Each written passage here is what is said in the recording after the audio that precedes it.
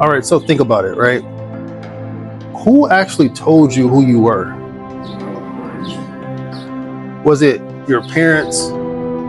Was it your environment? Was it your wins, your failures, your losses? Better yet, was it social media? I mean, who gave you that direction? People clapping for you, people doubting you. All these things pretty much play a point, right? And at some point, you've accepted some sort of version of yourself. I mean, I've gotten to the point to where I ask myself, I'm just not disciplined enough at times, or I'm not consistent, or that's just how I am. And I know a lot of people tend to say that's just how I am. But what if I told you that's not who you really are? That's just who you practice to be. That's your practice being.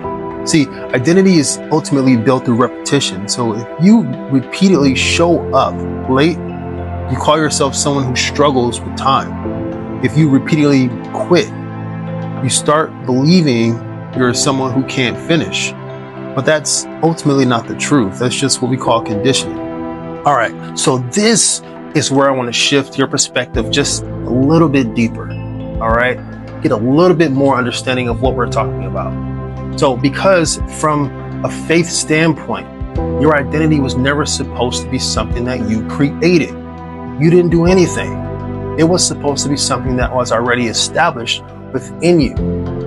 Before you were ever performing, before you ever succeeded, before you ever failed, you were already known. Much of what scripture says is before you were formed, you were known, meaning you're not random. You're just not trying to figure life out as you go. There's intentional design within you. But here's the problem. Most people build their identity from the outside in. They look at things like results, opinions, validation, i.e. social media. And they say, this is who I am. But real transformation happens from the inside out. That's why it says, be transformed by the renewing of your mind. Not your environment, not your situation, your mind. Because if your thinking doesn't change, your life won't either. All right, I gotta hold this so you can hear this part.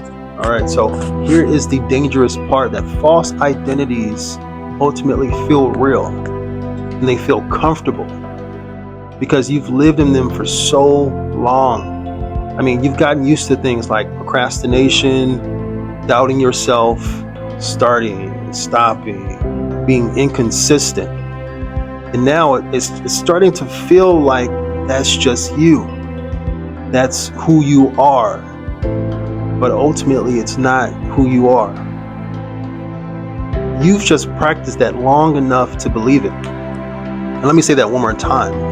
You're not lacking ability, skill, maybe a little bit of skill, but you're operating under the wrong identity. And until that changes, nothing else will. You can do things like set goals, you can be motivated, you can listen to podcasts like this, but if your identity stays the same, your results will keep matching it. Again, if your identity stays the same, your results will keep matching it. So in the past, as a personal testimony, I used to think about this kind of false identity, and I would tell myself that I couldn't hold a job for longer than a few months, and guess what? I kept getting fired, or I would quit.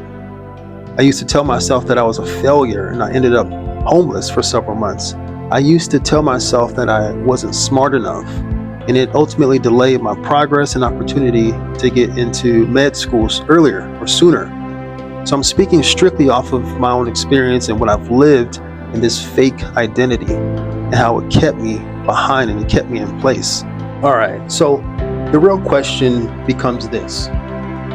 If I am not who I think I am, then who the heck am I?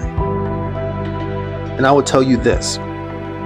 You are not your past, or we are not our past. You are not your mistakes. You are not your current level of discipline. You are who you were designed to be. And the purpose is not, purpose is not something you go out and chase. is something that is ultimately uncovered. Again, it's already there.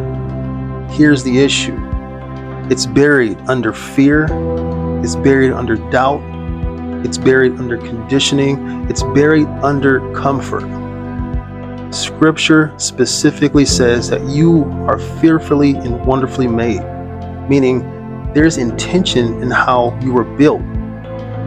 So if your life feels off, it's not because you're broken, it's because you're out of alignment. All right, so now I want to talk a little bit about purpose and how we find our purpose. And let's make this a little bit more practical for you, because I don't want to just give you something that sounds good. I want you to use something. I want you to see something. Make it practical. And this is how we ultimately find our purpose. Number one, we start asking ourselves this question: who told me who I am?